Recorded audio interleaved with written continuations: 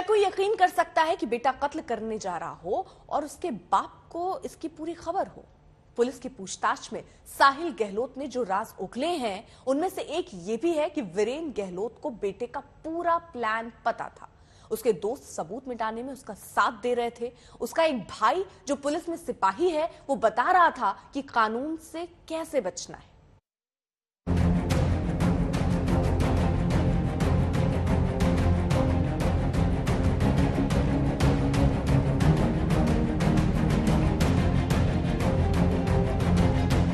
अब तक आपने निक्की मर्डर की इनसाइड स्टोरी में जान समझ लिया कि कैसे साहिल ने निक्की को गुमराह करके उसके बिंदापुर स्थित फ्लैट से उसको लिया और आनंद विहार निजामुद्दीन से लेकर कश्मीरी गेट घुमाने के बाद 3 घंटे के भीतर उसका कश्मीरी गेट के पास कत्ल कर दिया। अब यहाँ इस कहानी की साजिश के भागीदारों की एंट्री शुरू होती है। साहिल ने अपने दोस्तों और भाइयों को तब फोन किया जब उसकी कार में निक्की की लाश रखी थी। सुनिए इन 4 लोगों से साहिल ने क्या कहा। अपना प्लान पूरी तरह से कामयाब रहा। मैंने निक्की को मार डाला है। निक्की की लाश कार में रखी है। अब इसको ठिकाने लगाना है।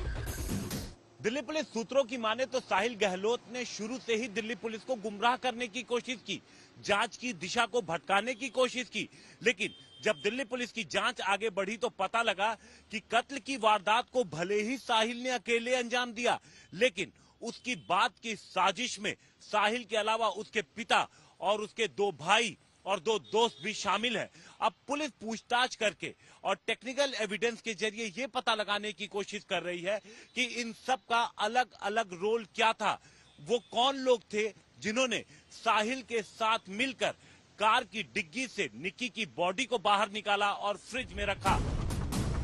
अब साहिल और उसके साथ 4 लोग निक्की की लाश को ठिकाने लगाने के लिए निकलते हैं। एक कार में साहिल और निक्की की लाश है, जबकि दूसरी कार में उसके 2 दोस्त लोकेश और अमर और 2 भाई आशीष और नवीन हैं।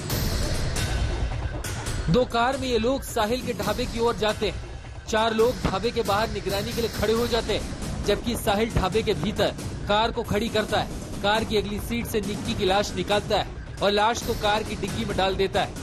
इसके बाद 5 लोग दूसरी कार से घर के लिए निकलते हैं, जहाँ पहले साहिल की शादी का जश्न चल रहा होता है। आप ही उनको सारी बात बताता है कि हाँ जैसा प्लान था वैसे मैंने कर लिया है।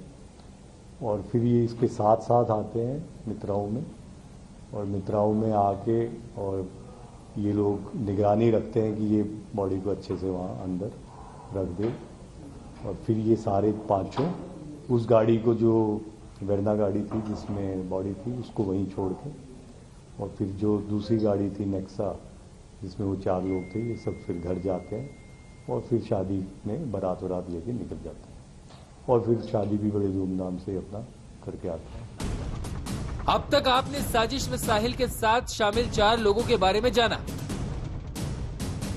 अब इस साजिश के एक और सबसे बड़े किरदार वीरेंद्र सिंह के बारे में बताते हैं। वीरेंद्र सिंह यानी साहिल के पिता। वीरेंद्र सिंह को इस कत्ल का पहले से पता था कि उसका बेटा निक्की का कत्ल करके उसे रास्ते से हटाएगा ताकि दूसरी शादी कर पाए। जिस तरीके से इस पूरी वारदात को अंजाम दिया गया था, उसी को लेकर पुलिस को आशंका थी कि अकेले एक शख्स का काम नहीं है।